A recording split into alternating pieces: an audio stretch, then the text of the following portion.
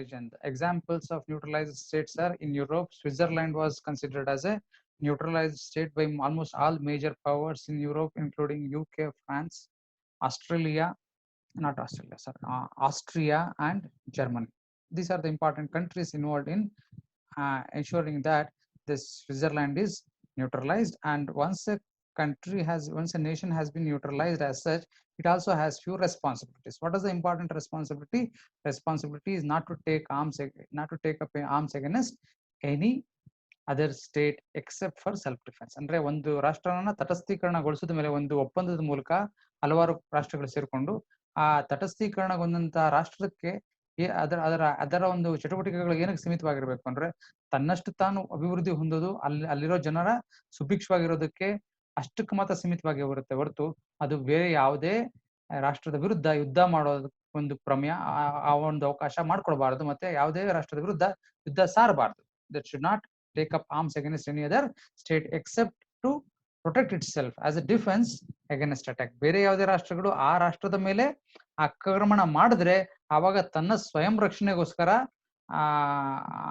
ಶಸ್ತ್ರಾಸ್ತ್ರಗಳನ್ನ ಬಳಸಬಹುದು ಹೊರತು ಶಾಂತಿ ಇರೋ ಸಂದರ್ಭದಲ್ಲಿ ಆ ರಾಷ್ಟ್ರನೇ ಇನಿಷಿಯೇಟಿವ್ ತಗೊಂಡು ಯಾವ ಬೇರೆ ರಾಷ್ಟ್ರದ ವಿರುದ್ಧ ಯುದ್ಧ ಸಾರೋ ಮಾಡೋ ಒಂದು ಅವಕಾಶಗಳು ಇರೋದಿಲ್ಲ. That is an important feature of a neutralised state. And further ಮತ್ತೆ ಆ ರಾಷ್ಟ್ರ ಯಾವುದು ತಟಸ್ಥೀಕರಣಗೊಂಡಿರುತ್ತೋ ರಾಷ್ಟ್ರ ಅದು ಬೇರೆ ಯಾವುದೇ ರಾಷ್ಟ್ರದ ಜೊತೆಗೆ ಯಾವ ರೀತಿ ಒಪ್ಪಂದಗಳು ಮಾಡ್ಕೊಬಾರ್ದು ಅಂದ್ರೆ ಆ ಒಪ್ಪಂದದ ಮೂಲಕ ತನ್ನ ನ್ಯೂಟ್ರಾಲಿಟಿ ತಟಸ್ಥ ನೀತಿನ ಮುರಿಯುವಂತಹದ್ದು ಅಥವಾ ಆ ಒಂದು ಒಪ್ಪಂದದ ಮೂಲಕ ಆ ರಾಷ್ಟ್ರ ಒಂದು ಯುದ್ಧಕ್ಕೆ ಎಂಟರ್ ಆಗೋದು, ಅದಕ್ಕೆ ಯುದ್ಧಕ್ಕೆ ತನ್ನನ್ನ ತಾನು ತೊಡಗಿಸ್ಕೊಳ್ಳೋದಕ್ಕೆ ಅವಕಾಶ ಆಗದೇ ಇರೋ ರೀತಿ ಅಂತಾರಾಷ್ಟ್ರೀಯ ಒಪ್ಪಂದಗಳನ್ನ ಮಾಡ್ಕೊಬೇಕು.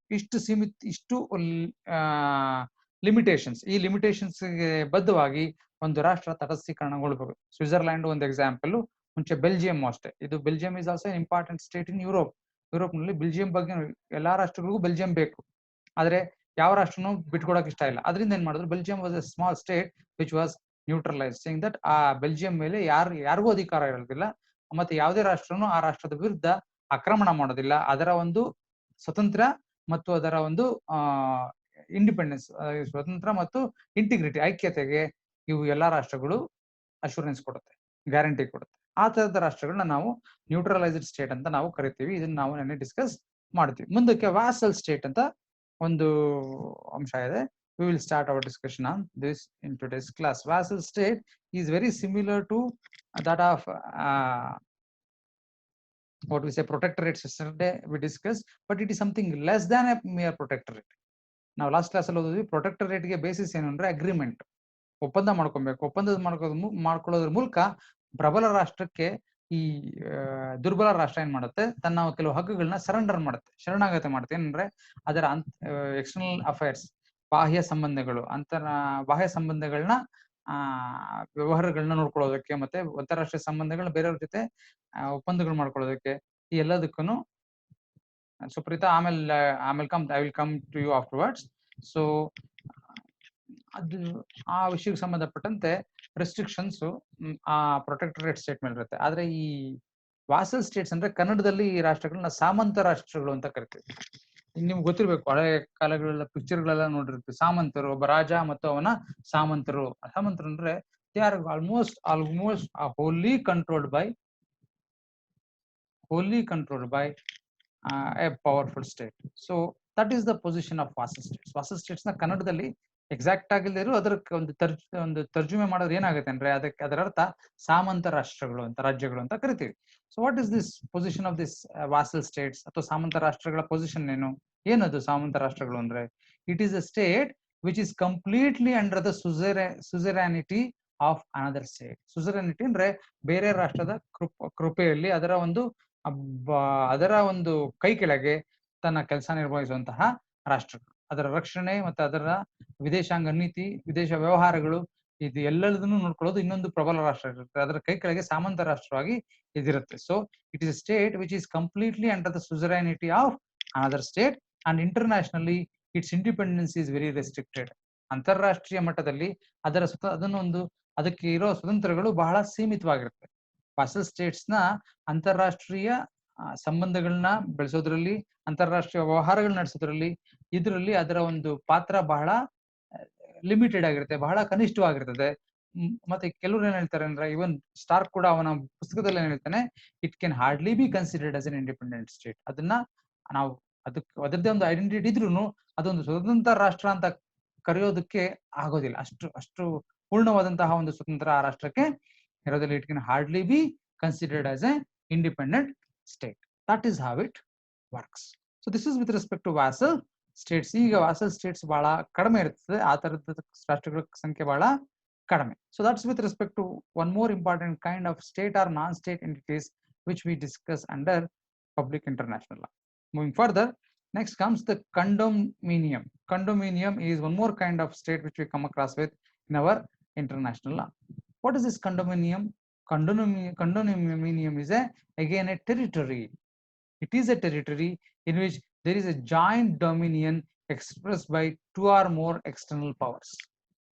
ಯಾವುದೋ ಒಂದು ಭೂಪ್ರದೇಶನ ಅದನ್ನ ಬಿಟ್ಟು ಹೊರಗಡೆ ಇರುವಂತಹ ಪ್ರಬಲ ರಾಷ್ಟ್ರಗಳು ಏನ್ ಮಾಡ್ತವೆ, ಆ ರಾಷ್ಟ್ರಗಳು ತಮ್ಮ ಒಂದು ಅಧಿಕಾರನ ಒಟ್ಟಿಗೆ ಸೈಮಲ್ಟೇನಿಯಸ್ಲಿ ಒಟ್ಟಿಗೆ ಒಂದಕ್ಕಿಂತ ಹೆಚ್ಚು ರಾಷ್ಟ್ರಗಳು ಒಂದು ಭೂಪ್ರದೇಶದ ಮೇಲೆ ತನ್ನ ಸಾರ್ವಭೌಮ ಅಧಿಕಾರನ ಚಲಾವಣೆ ಮಾಡ್ತವೆ. ಆ ತರದ ಒಂದು ಟೆರಿಟರೀಸ್ ನಾವು ಕಂಡೋಮಿನಿಯಂ ಅಂತ ಕರಿತೀವಿ. ಸೊ ಇಟ್ ಈಸ್ ಎ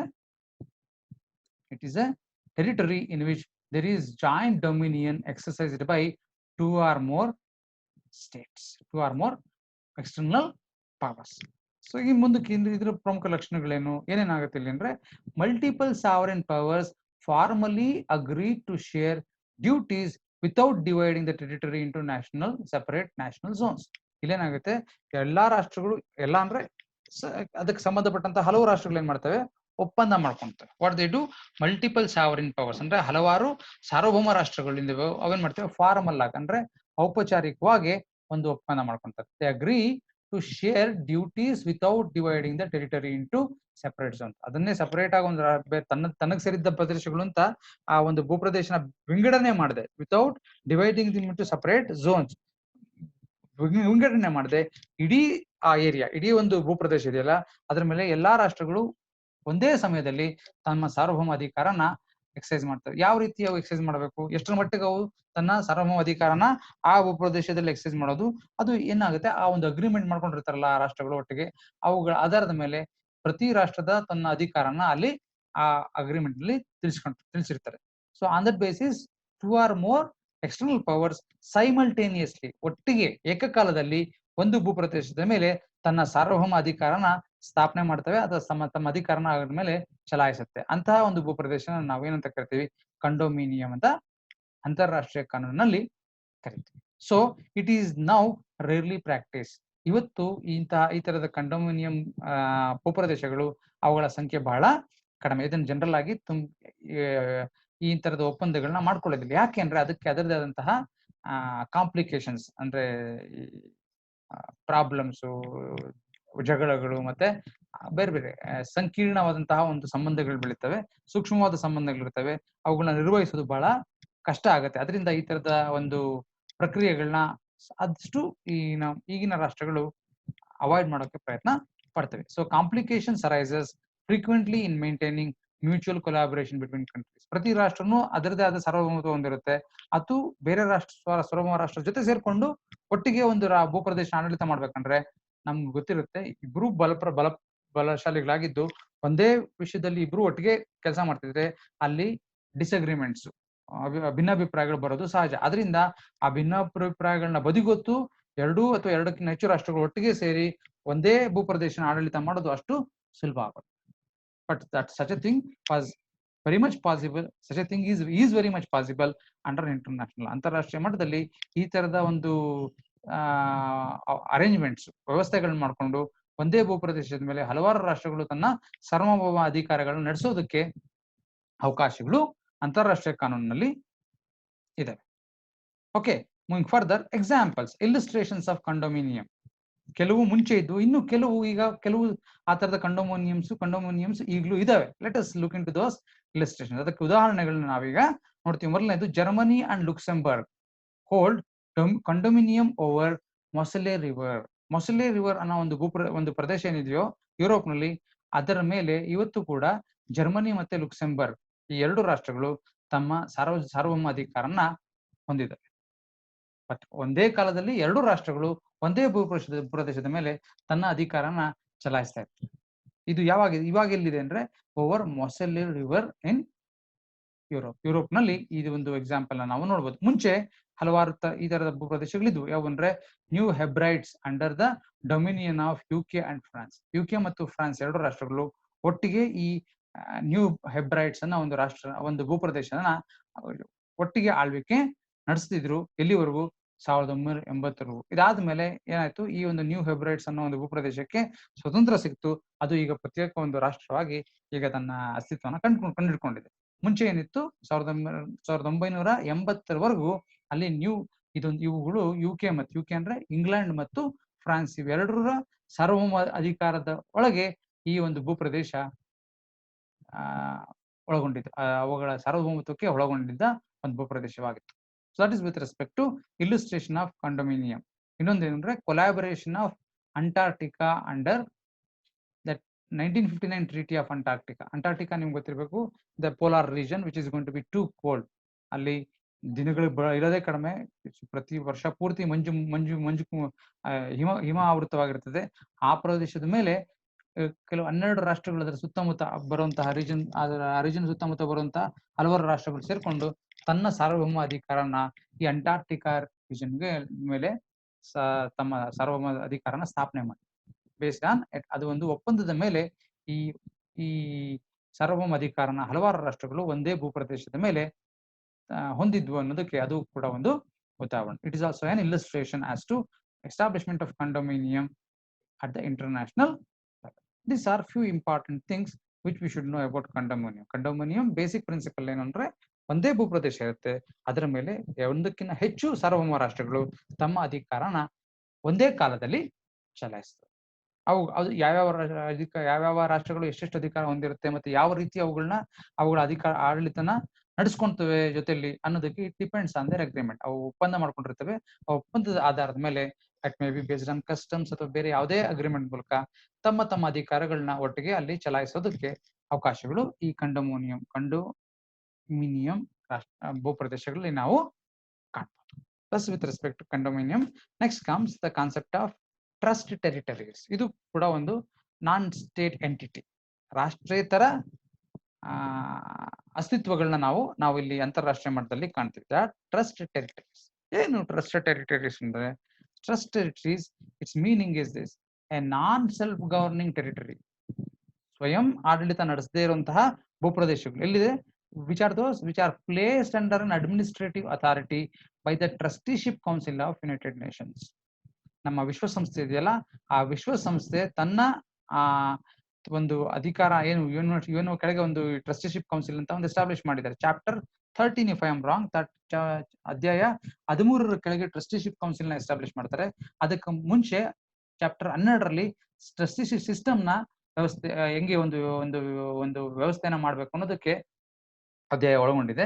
ಅದ್ರ ಮೂಲಕ ಯಾವುದೋ ಯುದ್ಧದಲ್ಲಿ ಯಾವ ರಾಷ್ಟ್ರದ ತಪ್ಪು ಮಾಡಿರುತ್ತೋ, ಯಾವ ರಾಷ್ಟ್ರಗಳು ತನ್ನ ಅಧಿಕಾರನ ದುರುಪಯೋಗ ಪಡಿಸ್ಕೊಂಡು ಅಥವಾ ಬೇರೆ ಯಾವುದೋ ಕಾರಣಕ್ಕೋಸ್ಕರ ಬೇರೊಂದು ಭೂಪ್ರದೇಶದ ಮೇಲೆ ತನ್ನ ಅಧಿಕಾರ ನಡೆಸ್ತಾ ಇದ್ದು ಆ ಅಧಿಕಾರ ನಡೆಸೋದು ಸರಿಯಲ್ಲ ಅನ್ಸುತ್ತೆ ಅಂತಾರಾಷ್ಟ್ರೀಯ ಮಟ್ಟದಲ್ಲಿ, ಆ ಭೂಪ್ರದೇಶಗಳನ್ನ ಆ ರಾಷ್ಟ್ರಗಳಿಂದ ಕಿತ್ಕೊಂಡು ಅವುಗಳನ್ನ ಈ administrative authority under trusteeship council, ಈ ಟ್ರಸ್ಟಿಶಿಪ್ ಸಿಸ್ಟಮ್ ವ್ಯವಸ್ಥೆ ಕೆಳಗೆ ಆ ಭೂಪ್ರದೇಶಗಳನ್ನ ಆಡಳಿತ ನಡೆಸೋದಕ್ಕೆ ಅನುವು ಮಾಡ್ಕೊಳ್ತವೆ. ಈ ತರದ ಒಂದು ವ್ಯವಸ್ಥೆನ ಟ್ರಸ್ಟಿಶಿಪ್ ಸಿಸ್ಟಮ್ ಅಂತ ನಾವು ಕರಿತೀವಿ. A non self governing territory is placed under administrative authority. ಒಂದು ಆಡಳಿತ ಅಧಿಕಾರಕ್ಕೆ ಒಳಪಡಿಸೋದು ಕೆಲವು ಟೆರಿಟರೀಸ್ ನ ಯಾವುದ್ರ ಕೆಳಗೆ? Under trusteeship council of United Nations. ವಿಶ್ವಸಂಸ್ಥೆಯಲ್ಲಿ ಸೃಷ್ಟಿಯಾದಂತಹ ಟ್ರಸ್ಟಿಶಿಪ್ ಕೌನ್ಸಿಲ್ ನ ಕೆಳಗೆ ಈ ಕೆಲವು ಭೂಪ್ರದೇಶಗಳನ್ನ ಆಡಳಿತ ನಡೆಸೋದಕ್ಕೋಸ್ಕರ ಈ ಒಂದು ವ್ಯವಸ್ಥೆ ಮಾಡ್ಕೊಂಡಿರ್ತಾರೆ. ಆ ತರದ ಎಲ್ಲಾ ಟೆರಿಟರೀಸ್ ನಾವು ಟ್ರಸ್ಟ್ ಟೆರಿಟರೀಸ್ ಅಂತ ಕರಿತೀವಿ. ಸೊ ನಾವು the trust territories are of historical interest only. ಇದು ಯಾವಾಗ ಇದರ ಪ್ರಾಮುಖ್ಯತೆ ಇತ್ತು ಅಂದ್ರೆ, immediately after second world war and first world war. ಪ್ರಥಮ ವಿಶ್ವಯುದ್ಧ ಮತ್ತು ದ್ವಿತೀಯ ವಿಶ್ವಯುದ್ಧ ಇತ್ತಲ್ಲ, ಅದಾದ್ಮೇಲೆ ಈ ಯಾವ ರಾಷ್ಟ್ರಗಳು ಗೆಲುವು ಸಾಧಿಸುದು, ಯಾವ ರಾಷ್ಟ್ರಗಳು ಸೋಲು ನುಂಬಹುದು, ಅವುಗಳಿಂದ ಕೆಲವು ಟೆರಿಟರೀಸ್ ನ ಅವರಿಂದ ಕಿತ್ಕೊಂಡು ಯಾಕೆಂದ್ರೆ for different reasons. Maybe their occupation is illegal, ಅವ್ರಿಗೂ ಆ ಭೂಪ್ರದೇಶಕ್ಕೂ ಸಂಬಂಧ ಇರೋದಿಲ್ಲ, ಆದ್ರೂ ಇಲ್ಲೀಗಲ್ ಆಗಿ ತನ್ನ ಆಡಳಿತನ ನಡೆಸಿರ್ತಾರೆ. ಈ ಎಲ್ಲಾ ಕಾರಣಕ್ಕೋಸ್ಕರ ರಾಷ್ಟ್ರಗಳನ್ನ ಆ ಯಾವ ಯಾವ ರಾಷ್ಟ್ರಗಳು ಯುದ್ಧದಲ್ಲಿ ಸೋತ್ವೋ ಅವುಗಳಿಂದ ಈ ಭೂಪ್ರದೇಶಗಳನ್ನ ಕಿತ್ಕೊಂಡು ಅವುಗಳನ್ನ ಈ ಟ್ರಸ್ಟಿಶಿಪ್ ಕೆಳಗೆ ಆ ಆಡಳಿತ ನಡೆಸೋದಕ್ಕೆ ಅನುವು ಮಾಡಿಕೊಡ್ತಾರೆ. ಸೊ ಸೊ ಆದ್ರೆ ಈ ತರದ ಟೆರಿಟರೀಸ್ ಈಗ ಯಾವುದು ಇಲ್ಲ. Therefore Starke in his book he explains this concept of trusteeship territories or trust territories as having only historical interest. ಯಾಕಂದ್ರೆ ಈಗ ಯಾವುದು ಸದ್ಯಕ್ಕೆ ಟ್ರಸ್ಟ್ ಟೆರಿಟರೀಸ್ ಇಲ್ಲ, ಆದ್ರೆ ಮುಂದಕ್ಕೆ ಬರಲ್ಲ ಅನ್ನೋದು ವಿ ಕೆನಾಟ್ ಸೇ, ಬಿಕಾಸ್ ಮುಂದಕ್ಕೆ ಇದ್ದಾಗಿ ಮತ್ತೆ ಕೆಲವು ಟೆರಿಟರೀಸು ಈ ತರ ಒಂದು ಆಡಳಿತ ವ್ಯವಸ್ಥೆ ಕೆಳಗೆ ತರಬೇಕು ಅಂತ ಅನ್ಸ್ತಾರೆ, ಅವಾಗ ಮತ್ತೆ ಆ ತರ ಟ್ರಸ್ಟ್ ಟೆರಿಟರೀಸ್ ಶುರು ಆಗ್ಬೋದು, ಉದ್ಭವ ಆಗ್ಬೋದು. ಈಗ ಸದ್ಯಕ್ಕೂ ಇಂತೂ ಯಾವುದೇ ಟ್ರಸ್ಟ್ ಟೆರಿಟರೀಸು ಇಲ್ಲ. Now we'll proceed further as to why these trust territories are going to be established. ಈ ಒಂದು ಟ್ರಸ್ಟ್ ಟೆರಿಟರೀಸ್ ನ ಯಾವ ಉದ್ದೇಶಕ್ಕೋಸ್ಕರ ಸ್ಥಾಪನೆ ಮಾಡ್ತಾರೆ ಮತ್ತು ಯಾರ ಆಡಳಿತನ ನಡೆಸ್ತಾರೆ, ಮತ್ತೆ ಆ ಆಡಳಿತ ನಡೆಸೋ ರೀತಿಯಲ್ಲಿ ನಡೆಸುವಾಗ ಅವು ಆ ಆಡಳಿತ ನಡೆಸುವಂತಹ ಅಧಿಕಾರ ಹೊಂದಿರೋರು ತನ್ನ ಆಡಳಿತನ ಯಾವ ಉದ್ದೇಶದಿಂದ ನಡೆಸಬೇಕು, ಇವೆಲ್ಲದರ ಬಗ್ಗೆ ನಾವು ಕೆಲವು ಅಂಶಗಳನ್ನ ತಿಳ್ಕೊಳ್ಳೋಕೆ ಪ್ರಯತ್ನ ಪಡೋಣ. So it is chapter 12 of UN charter which established international trusteeship system. ಈ ಒಂದು ವ್ಯವಸ್ಥೆನ ಟ್ರಸ್ಟಿಶಿಪ್ ಸಿಸ್ಟಮ್ ನ UN ಚಾರ್ಟರ್, UN ಸಂವಿಧಾನ ಇದೆಯಲ್ಲ, ಅದರ ಅಧ್ಯಾಯ 12ರಲ್ಲಿ ಇದಕ್ಕೆ ಪ್ರಾವಿಷನ್ಸ್ ಮಾಡಿದ್ರು. And for supervision of trust territories is placed under UN. UN ಕೆಳಗನೆ ಆ ಟ್ರಸ್ಟ್ ಟೆರಿಟರೀಸ್ ನ ಆಡಳಿತ ನಡೆಸೋದಕ್ಕೆ ಅನುವು ಮಾಡಿಕೊಟ್ರು. ಮತ್ತೆ they are administered through administering authorities. ಆ ಟೆರಿಟರೀಸ್ ನ ಹೆಂಗೆ ಆಡಳಿತ ಮಾಡೋದು, ಅದಕ್ಕೋಸ್ಕರ ಅಡ್ಮಿನಿಸ್ಟ್ರೇಟಿವ್ ಅಥಾರಿಟೀಸ್ ಎಸ್ಟಾಬ್ಲಿಷ್ ಮಾಡುದು. ಯಾವ ಕೆಲವು ರಾಷ್ಟ್ರಗಳನ್ನ ಸೇರಿಸಿ ಆ ರಾಷ್ಟ್ರಗಳಿಗೆಲ್ಲ ಈ ಜವಾಬ್ದಾರಿ ಕೊಡೋದೇನು, ಇಂಥ ಭೂಪ್ರದೇಶಗಳನ್ನ ತಾವು ಫಾರ್ ದ ಟೈಮ್ ಬಿಂಗ್, ಈಗ ಸದ್ಯಕ್ಕೆ ಈ ಕಾಲದಲ್ಲಿ ಆಡಳಿತನ ಮಾಡ್ರಿ ಅಂತ ಅವರಿಗೆ ಅಧಿಕಾರನ ಕೊಡೋದು. They are administered through administering authorities. ಏನು, ಯಾಕೋಸ್ಕರ, ಯಾವುದಕ್ಕೋಸ್ಕರ, what are the purposes of establishing this trusteeships and trust territories? The primary objective is to promote economic and social advancement of those territories. ಅವು ರಾಜಕೀಯವಾಗಿ ಮತ್ತು ಆರ್ಥಿಕವಾಗಿ ಮತ್ತು ಸಾಮಾಜಿಕವಾಗಿ ಅವು ಮುಂದೆ ಬರಬೇಕು. they have because they suffered because of the war, ಅಥವಾ ವಾರ್ನ ಮುಂಚೆ, ಯುದ್ಧಕ್ಕೆ ಮುಂಚೆ ಇದ್ದ ಪರಿಸ್ಥಿತಿಯಲ್ಲಿ ಯಾವ ಪವರ್ಸ್, ಯಾವ ಅಧಿಕಾರಿಗಳು, ಯಾವ ರಾಷ್ಟ್ರಗಳಿದ್ವೋ ಅವುಗಳ ಅಧೀನದಲ್ಲಿ ಈ ಪ್ರದೇಶಗಳಿದ್ವೋ ಅವುಗಳಿಂದ ಆ ರಾಷ್ಟ್ರಗಳಿಗೆ ನಷ್ಟ ಆಗಿರ್ಬೋದು, ಅಥವಾ ಅಲ್ಲಿ ಯಾವುದೇ ಅಭಿವೃದ್ಧಿಗಳು ಹೊಂದಿಲ್ಲದೆ ಇರ್ಬೋದು. ಆ ಭೂಪ್ರದೇಶಗಳು ಹೆಚ್ಚು ಅಭಿವೃದ್ಧಿ ಹೊಂದಬೇಕು, ಸಾಮಾಜಿಕವಾಗಿ, ಆರ್ಥಿಕವಾಗಿ ಮತ್ತು ರಾಜಕೀಯವಾಗಿ ಅಭಿವೃದ್ಧಿ ಹೊಂದಬೇಕು. ಮತ್ತೆ progressive development towards self government or independence. ಅವುಗಳನ್ನ ಯಾವ ರೀತಿ ಅಡ್ಮಿನಿಸ್ಟ್ರೇಟಿವ್ ಅಥಾರಿಟೀಸ್, ಆಡಳಿತಾತ್ಮಕ ಅಧಿಕಾರ ಹೊಂದಿರುತ್ತಲ್ಲ ಟ್ರಸ್ಟಿಶಿಪ್ ಕೆಳಗೆ, ಅವು ಯಾವ ರೀತಿ ನಡೆಸಬೇಕು ಅಂದ್ರೆ ಅವುಗಳ ಮೂಲಕ ತಮ್ಮ ಭೂಪ್ರದೇಶಗಳು ತನ್ನದೇ ಆದಂತಹ ಒಂದು ಸ್ವಯಂ ಸರ್ಕಾರನ ಸ್ಥಾಪನೆ ಮಾಡಬೇಕು. ಮತ್ತೆ ಅವು ಕೂಡ ಅಂತಾರಾಷ್ಟ್ರೀಯ ಮಟ್ಟದಲ್ಲಿ ಸ್ವತಂತ್ರ ರಾಷ್ಟ್ರಗಳಾಗಿ ಹೊರಹೊಮ್ಮಬೇಕು. ಆ ನಿಟ್ಟಿನಲ್ಲಿ ಪ್ರಯತ್ನ ಮಾಡೋದಕ್ಕೆ ಅಡ್ಮಿನಿಸ್ಟ್ರೇಟಿವ್ ಅಥಾರಿಟೀಸ್ ಆ ಭೂಪ್ರದೇಶದಲ್ಲಿರೋ ಸಮಾಜಕ್ಕೆ ಸಹಾಯ ಮಾಡೋದೇ ಅವುಗಳ ಕೆಲಸ. ಈ ರೀತಿ ಟ್ರಸ್ಟಿಶಿಪ್ ಸಿಸ್ಟಮ್ ನ ಎಸ್ಟಾಬ್ಲಿಷ್ ಮಾಡಿದ್ರು, ಟ್ರಸ್ಟಿಶಿಪ್ ಕೌನ್ಸಿಲ್ ನ ಎಸ್ಟಾಬ್ಲಿಷ್ ಮಾಡಿದ್ರು ಏನು ಕೆಳಗೆ. ಅವುಗಳ ಇದರ ಆಧಾರದ ಮೇಲೆ ಹಲವಾರು ರಾಷ್ಟ್ರಗಳನ್ನ, ಹಲವಾರು ಭೂಪ್ರದೇಶಗಳನ್ನ ಎರಡನೇ ಮಹಾಯುದ್ಧ ನಡೀತಲ್ಲ, ವಿಶ್ವಯುದ್ಧ ನಡೀತಲ್ಲ, ಆದ ನಂತರ ಈ ಅಡ್ಮಿನಿಸ್ಟ್ರೇಟಿವ್ ಅಥಾರಿಟೀಸ್ಗೆ ವಹಿಸ್ಕೊಟ್ರು ಈ ಭೂಪ್ರದೇಶಗಳನ್ನ ಆಡಳಿತ ನಡೆಸ್ರಿ ಅಂತ. ಅದೆಲ್ಲ ಮುಗಿದು ಅವುಗಳ ಉದ್ದೇಶ ಈಡೇರಿ ಆಯಾ ಭೂಪ್ರದೇಶಗಳು ತನ್ನದೇ ಆದಂತಹ ಸ್ವತಂತ್ರ ರಾಷ್ಟ್ರಗಳಾಗಿ ಈಗ ಹೊರಹೊಮ್ಮಿದಾವೆ. ಅದರಿಂದ ಇವತ್ತು ನಮ್ಗೆ ಯಾವುದೇ ಟ್ರಸ್ಟ್ ನಮ್ಗೆ ಕಾಣೋಕೆ ಸಿಗೋದಿಲ್ಲ. So these are some of the important state and non state entities. ಇವುಗಳನ್ನ ನಾವು states and non state entities ಅಂತ ನಾವಿಲ್ಲಿ ಕಾಣ್ತೀವಿ. I hope you can understand. So that's with respect to states and non state entities. ಯಾವ್ದು ಬರುತ್ತೆ? ಮೊದಲನೇದು confederation. Confederation is not a state in the strict sense under international law, but it is going to have a status at the international level. ಅಂತಾರಾಷ್ಟ್ರೀಯ ಮಟ್ಟದಲ್ಲಿ ಈ ಕಾನ್ಫೆಡರೇಷನ್ಸ್ ಗೆ ತನ್ನದೇ ಆದಂತಹ ಸ್ಥಾನ ಇರುತ್ತೆ. ಆದ್ರೆ ಕಾನ್ಫೆಡರೇಷನ್ಸ್ ನ ನಾವು ಸ್ಟೇಟ್ಸ್ ಅಂತ ಕನ್ಸಿಡರ್ ಮಾಡಿದ್ರೆ, we don't call them as States, they will B non state entities. ಹಲವಾರು ರಾಷ್ಟ್ರಗಳು ಒಟ್ಟಿಗೆ ಸೇರ್ಕೊಂಡು ತಮ್ಮ ಒಂದು ಸಾಮಾನ್ಯ ಉದ್ದೇಶಗಳನ್ನ ಈಡೇರಿಸಿಕೊಳ್ಳೋದಕ್ಕೆ ಈ ಕಾನ್ಫೆಡರೇಷನ್ಸ್ ಸ್ಥಾಪನೆ ಮಾಡ್ತಾರೆ. ಎರಡನೇದು ಫೆಡರೇಷನ್ಸ್. ಫೆಡರೇಷನ್ಸ್ ಏನಾಗುತ್ತೆ, ಫೆಡರೇಷನ್ಸ್ ಸೃಷ್ಟಿ ಆಯ್ತು ಅಂದ್ರೆ ಅವುಗಳ ಮೂಲಕ ಒಂದು ಹೊಸ ರಾಷ್ಟ್ರ ಅಂತಾರಾಷ್ಟ್ರೀಯ ಮಟ್ಟದಲ್ಲಿ ಉದ್ಭವ ಆಗುತ್ತೆ. ಇಲ್ಲಿ ಇಂಟರ್ನೆಟ್ ಸ್ವಲ್ಪ ಕನೆಕ್ಷನ್ ಪ್ರಾಬ್ಲಮ್ ಇದೆ. I will just try to correct that once. Give me some time. ನಾನು ಅನ್ಮ್ಯೂಟ್ ಮಾಡ್ತೀನಿ, ನನಗೆ ಗೊತ್ತಾಗ್ತಿಲ್ಲ how many of you can listen to what I speak.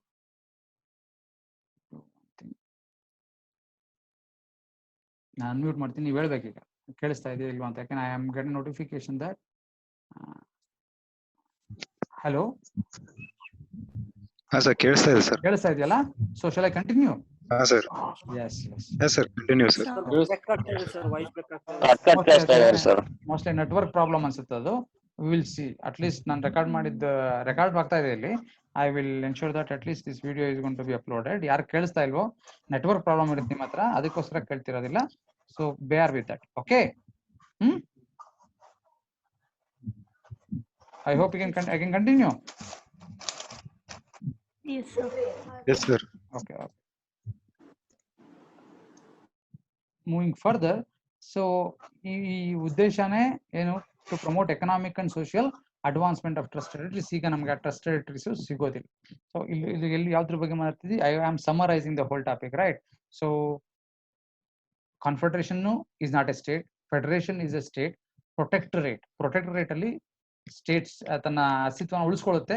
It remains a state at the international level, but it is described as a half sovereign state ಅಂತ. ನಾವು Oppenheim ಏನ್ ಹೇಳ್ತಾನೆ, once a state is considered as a protectorate, it is not fully sovereign, but is half of its sovereign powers are lost to the protecting states. ಅದರಿಂದ whereas vassal states, they don't have existence of the status of a state. ಅವು ರಾಜ್ಯಗಳಂತ ಅಂತಾರಾಷ್ಟ್ರೀಯ ಮಟ್ಟದಲ್ಲಿ ರಾಷ್ಟ್ರಗಳು ಅಂತ ನಾವು consider ಮಾಡೋದಿಲ್ಲ.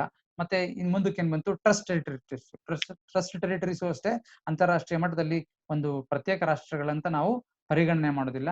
ಇನ್ನೊಂದು ಯಾವ್ದು ಬಂತು? I think we discuss one more thing, neutralised states ಇದಾವಲ್ಲ, ಅವು ಅಂತಾರಾಷ್ಟ್ರೀಯ ಮಟ್ಟದಲ್ಲಿ ತನ್ನದೇ ಆದಂತಹ ಅಸ್ತಿತ್ವವನ್ನು ಹೊಂದಿರ್ತವೆ, ಅಂತಾರಾಷ್ಟ್ರೀಯ ವ್ಯಕ್ತಿತ್ವವನ್ನು ಹೊಂದಿರ್ತವೆ.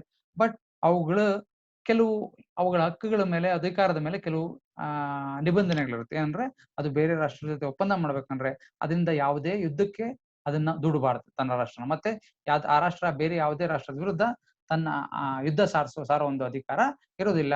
ಆದ್ರೆ ಆ ರಾಷ್ಟ್ರದ ಐಕ್ಯತೆ ಮತ್ತು ಆ ರಾಷ್ಟ್ರದ ಸ್ವತಂತ್ರವನ್ನ ಬೇರೆ ರಾಷ್ಟ್ರಗಳು ಕಾಪಾಡ್ತವೆ. ಈ ಅಗ್ರಿಮೆಂಟ್ ಕೆಳಗೆ ನ್ಯೂಟ್ರಲೈಸ್ಡ್ ಸ್ಟೇಟ್ಸ್ ಬರ್ತವೆ. ಈ ರೀತಿ ಹಲವಾರು ರೀತಿಯ ರಾಷ್ಟ್ರ ಮತ್ತು ರಾಷ್ಟ್ರೇತರ ಅಸ್ತಿತ್ವಗಳನ್ನ ನಾವು ಅಂತಾರಾಷ್ಟ್ರೀಯ ಮಟ್ಟದಲ್ಲಿ ಕಾಣಬಹುದು. First of all, I will just summarise with the names: confederation and federation. Next comes the next one is protectorate. Next comes the vassal states. Next, neutralized state. Then trust territories. These are some of the state and non-state entities which we can find under international law. I think we will stop this session at this, because if at all we can continue with the next meeting, because I think it's almost time for the one session. So I will not end. I will bring you people on board, and if you have any doubts, you can ask. Then we will stop the meeting, and we will go to the territorial sovereignty in a next meeting, which may be scheduled after this discussion. Okay. I will now, I request all of you to come on board, and I will unmute all of you.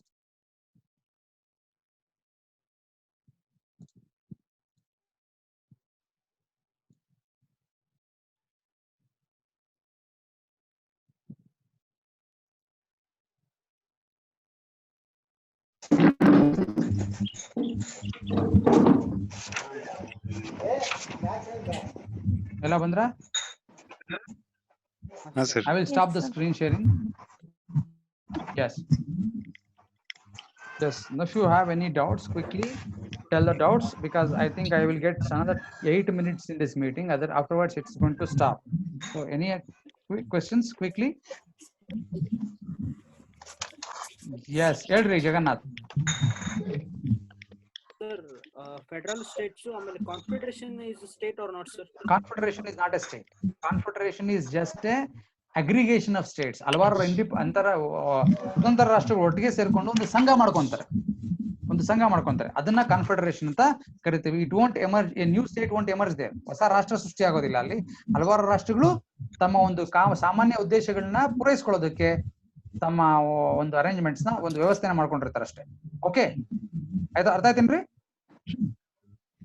Jagannath? ಆಮೇಲೆ ಕಂಡೋಮಿನಿಯಂ sir. ಕಂಡೋಮಿನಿಯಂ is not going to be completely a state. ಯಾಕಂದ್ರೆ ಅಲ್ಲಿ ಯಾರು sovereign, who is going to be a sovereign? ಎರಡಕ್ಕಿನ್ನ ಯಾರು ಇಲ್ಲ ಅನ್ಬಾರ್ದು. There are going to be sovereigns, but not a single sovereign. A single state is going to be governed by many other states. ಅರ್ಥ ಆಗ್ತಿದೆ? many one or two or more sovereign states are going to exercise a power over a single area. ಒಂದೇ ಭೂಪ್ರದೇಶದ ಮೇಲೆ ಹಲವಾರು ರಾಷ್ಟ್ರಗಳು ತಮ್ಮ ಸಾವರಿನಿಟಿನ establish ಮಾಡ್ಕೊಂಡಿರ್ತವೆ. So ಅವುಗಳು ಸಾವರಿನಿಟಿ ಅಂದ ಮೇಲೆ ಅಲ್ಲಿ ಭೂಪ್ರದೇಶಕ್ಕೆ ಪ್ರತ್ಯೇಕವಾದಂತಹ ಒಂದು ಸಾರ್ವಭೌಮತ್ವ ಇರೋದಿಲ್ಲ. ಅದರಿಂದ we cannot consider condominium as a independent state. It is going to be a non-state entity at the international, ಅಂತಾರಾಷ್ಟ್ರೀಯ ಮಟ್ಟದಲ್ಲಿ ಅದು ರಾಷ್ಟ್ರೇತರ ಅಸ್ತಿತ್ವ ಅಂತ ಕರಿತೀವಿ. ಇವತ್ತು ಅದನ್ನ ನಾವು ಪ್ರತ್ಯೇಕವಾದಂತಹ ಒಂದು ರಾಷ್ಟ್ರ ಅಂತ ಕನ್ಸಿಡರ್ ಮಾಡೋಕೆ ಸಾಧ್ಯ ಇಲ್ಲ. ನೆಕ್ಸ್ಟ್, ಎಸ್ ಹೇಳಮ್ಮ ಅಮೃತ. So vassal states are the states? No, obviously they are not states. They are not at all states because ultimately they don't have any independence at all. Okay, ತನ್ನದೇ ಆದಂತಹ ಯಾವುದೇ ಸ್ವತಂತ್ರ ಇರೋದಿಲ್ಲ. They are entirely going to be controlled by the powerful state. ಅದ್ರ ಮೇಲೆ ಯಾವ ರಾಷ್ಟ್ರಕ್ಕೆ ಅಧಿಕಾರ ಇರುತ್ತೋ ಆ ರಾಷ್ಟ್ರ ಈ ತರದ ಅದೇ ಹೇಳಿದ್ನಲ್ಲ, ಕನ್ನಡದಲ್ಲಿ ನೀವು ನೋಡಿರ್ಬೋದು ಸಾಮಂತ ರಾಷ್ಟ್ರ ಅಂದ್ರೆ. ಸಾಮಂತ ಅಂದ್ರೆ ಅದಕ್ಕೆ ಮುಂಚೆ ಏನಿದ್ರು ಕಪ್ಪ ಕೊಡ್ಬೇಕು ಅಂತಿರು, ಏನು ಅದಕ್ಕೆ ರಕ್ಷಣೆ ಕೊಡ್ತೀವಿ, ಅದರ ಎಲ್ಲ ಆಡಳಿತನ ನಾವು ನೋಡ್ಕೊಂತೀವಿ. ನೀನಲ್ಲಿ ಅಡ್ಮಿನಿಸ್ಟ್ರೇಷನ್, ಆಂತರಿಕವಾಗಿ ನೀನು ಇಂಟರ್ನಲ್ ಅಡ್ಮಿನಿಸ್ಟ್ರೇಷನ್ ಅನ್ನ ಮಾಡ್ಕೊಳಕ್ಕೆ ಅವಕಾಶ ಕೊಟ್ಟಿರ್ತಾರೆ ಹೊರತು ತನಗೆ ಯಾವ್ದಂತಹ ರಾಜಕೀಯವಾಗಿ ಸ್ವತಂತ್ರವಾಗಿ ತೀರ್ಮಾನಗಳು ಮಾಡೋದಾಗ್ಲಿ ಅಥವಾ ವ್ಯವಹಾರಗಳು ಮಾಡೋಕ್ಕಾಗ್ಲಿ ಆ ವಾಸಲ್ ಸ್ಟೇಟ್ಸ್ಗೆ ಅಧಿಕಾರ ಇರೋದಿಲ್ಲ. So it won't be considered as a state at the international level. It will be treated only as a non state entity. ರಾಷ್ಟ್ರೇತರ ಅಸ್ತಿತ್ವಗಳು ಅಂತ ನಾವು ಕನ್ಸಿಡರ್ ಮಾಡ್ತೀವಿ. ಎಸ್ ಹೇಳಮ್ಮ. ಪ್ರೊಟೆಕ್ಟರೇಟ್ ಮತ್ತೆ vassal state ಗೆ ಏನು ಡಿಫರೆನ್ಸ್ ಆಗುತ್ತೆ? Protectorate states is going to be an outcome of a treaty. I hope you can understand. There is going to be a treaty between the protectorate, a protecting state and a protected state. So ಅವರೇ ನಮ್ಮ ರಕ್ಷಣೆ ಬೇಕು, ಅದಕ್ಕೆ ನಾವು ನಮ್ಮ ನದಿಗಳನ್ನ ನಿಮ್ಗೆ surrender ಮಾಡ್ತೀವಿ, ನೀವು ನಮಗೆ ರಕ್ಷಣೆ ಕೊಡ್ರಿ, ಅಂತಾರಾಷ್ಟ್ರೀಯ ವ್ಯವಹಾರಗಳನ್ನ ನೀವು ನೋಡ್ಕೊಡ್ರಿ. ಅದು it depends on them. Others, please listen. In protectorate states, what is the exact status of the states are entirely depending on treaties. ಆ ಒಪ್ಪಂದದಲ್ಲಿ ಕೆಲವು ವಿದೇಶಿ ವ್ಯವಹಾರಗಳನ್ನ ಮಾಡೋದಕ್ಕೂ ಅಧಿಕಾರ ಪ್ರೊಟೆಕ್ಟಿಂಗ್ ಸ್ಟೇಟ್ಗೆ ಕೊಡಬಹುದು, ಅಥವಾ ಅದರ ಅಧಿಕಾರ ಬಹಳ ಸೀಮಿತವಾಗಿರ್ಬೋದು. ಆದ್ರೆ ವ್ಯಾಸಲ್ ಸ್ಟೇಟ್ಸ್ ಅಲ್ಲಿ ಹಂಗಲ್ಲ. ವ್ಯಾಸಲ್ ಸ್ಟೇಟ್ಸ್ ಅಲ್ಲಿ ಅಧಿಕಾರ ಏನು ಇರೋದೇ ಇಲ್ಲ. You don't have any rights, whereas in protectorate states, the protected state may have rights or may not have rights. It is entirely depending on the treaty or agreements between the protected and protecting states. Vassal states alli hange adhikara vassal state ge enu irodilla. Therefore it won't be treated as a international personality as such. Okay, next helama nimmedu ಕಾಂಡೋಮಿನಿಯಂ ರಾಷ್ಟ್ರಗಳಿಗೆ example ಕೊಟ್ಟಿರೋ ಸ್ವಲ್ಪ ಹೇಳ್ರಿ sir. ಕಂಡೋಮಿನಿಯಂ ಹೇಳಿದಮ್ಮ, ಒಂದು river ಇದೆ ಇಲ್ಲಿ Europe ನಲ್ಲಿ, ಮ್ಯಾರ್ವೆಲೆ river ಅಂತ ನಾನು ತೋರಿಸಿದ್ದೀನಿ ನಿಮ್ ಸ್ಲೈಡ್ ಅಲ್ಲಿ. ಆ ಸ್ಲೈಡ್ ಶೇರ್ ಮಾಡ್ತೀನಿ ನನಗೆ. ಆ ಸ್ಟೇಟ್ ಮೇಲೆ ಏನಾಗಿದೆ, ಎರಡು ರಾಷ್ಟ್ರ, ಲುಕ್ಸೆಂಬರ್ಗ್ ಅನ್ನೋ ಒಂದು ಚಿಕ್ಕ ರಾಷ್ಟ್ರ ಇದೆ ಯುರೋಪ್ ನಲ್ಲಿ, ಅದು ಮತ್ತೆ ಜರ್ಮನಿ, ಎರಡೂ ಕೂಡ ಒಟ್ಟಿಗೆ ಅಧಿಕಾರ ಚಲಾಯಿಸ್ತಾರೆ. ಅಂದ್ರೆ ಇವರು ಒಪ್ಕೊಂತಾರೆ, ಯಾರು ಜರ್ಮನಿ ಲಕ್ಸೆಂಬರ್ಗ್ ಅವರು ಒಪ್ತಾರೆ ಅಂತ ಎರಡು ರಾಷ್ಟ್ರಗಳಿಗೆ ಆ ಒಂದು ಭೂಪ್ರದೇಶದ ಮೇಲೆ ಅಧಿಕಾರ ಇರುತ್ತೆ. ಎಷ್ಟರ ಮಟ್ಟಿಗೆ ಅಧಿಕಾರ ಇರುತ್ತೆ, ಯಾವ ರೀತಿ ಅಲ್ಲಿನ ವ್ಯವಹಾರ ನಡೆಸ್ತಾರೆ, ಅದನ್ನ ಎರಡು ಒಪ್ಕೊಂಡಿರ್ತಾರೆ. ಆ ತಮ್ಮ ಸಾರ್ವಭೌಮ ಅಧಿಕಾರನ ಅಲ್ಲಿ ಅವರು ಚಲಾಯಿಸ್ತಾರೆ. ಅರ್ಥ ಆಯ್ತಮ್ಮ? ಸುಪ್ರೀತಾ ಡಿಸ್ಕನೆಕ್ಟ್ ಆಯ್ತು. Okay, next anything else? ಅಂದ್ರೆ ಸರ್ ಈಗ ಎರಡು ರಾಷ್ಟ್ರಗಳು ಒಂದು ಒಪ್ಪಂದ ಮಾಡ್ಕೊಂಡು ಒಂದು ಭೂಪ್ರದೇಶದ ಮೇಲೆ ಎರಡೂ ಸರ್ ಅರ್ಥ ಆಯ್ತು ಸರ್. ಅರ್ಥ ಆಯ್ತಲ್ಲ? Hello,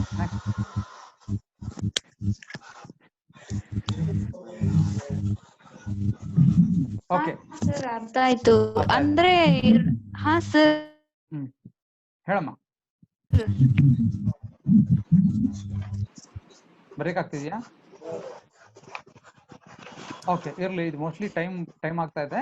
I will just disconnect it and I will schedule one more meeting in another 15 minutes. Is it okay? ಆವಾಗ ನಾವು ಸ್ಟೇಟ್ ಸಾವರಿಂಟಿ ಬಗ್ಗೆ ನಾವು ಡಿಸ್ಕಸ್ ಮಾಡೋಣ. ಕೇಳಿಸ್ತಾ ಇದೆಯಾ ಎಲ್ಲರಿಗೂ? Yes, sir. Yes. So I will disconnect it now, and in another few minutes, maybe another it may take 10 minutes. ಯಾಕಂದ್ರೆ ಈ ಫೈಲ್ ಏನಿದೆಯೋ ಕನ್ವರ್ಟ್ ಆಗಲಿ ಇದು, otherwise I may lose this file. So convert ಆದ ತಕ್ಷಣ ನಾನು ಕನ್ವೀನ್ ಮಾಡ್ತೀನಿ ಇನ್ನೊಂದು meeting, you can join. Okay, so I will disconnect Okay, now.